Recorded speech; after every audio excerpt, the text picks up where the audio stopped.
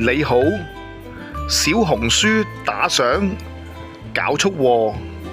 本來小紅書呢個題目可以有兩樣嘢可以發揮，包括近期有一個小孩竟然偷我家中嘅30幾萬作為打賞，連認一樣就係小紅書即將喺香港上市。我首先講返呢單嘅案件，而呢間嘅只係一間公屋，不禁令人生疑，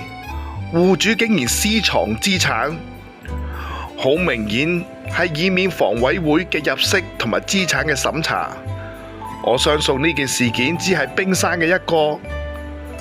整個嘅房屋政策存在咗結構性嘅問題。可惜政府未有大刀闊斧咁去扭轉形勢，令未來嘅政府為房屋嘅開支埋下計時炸彈。我同意政府喺上年已經實行咗一啲措施去打擊違規佔用公屋，問題係現行嘅公屋政策未能有效推動到釋放社會嘅勞動力，令到有工就冇人做，唯有請啲外勞。不少人寧願攞社會嘅福利，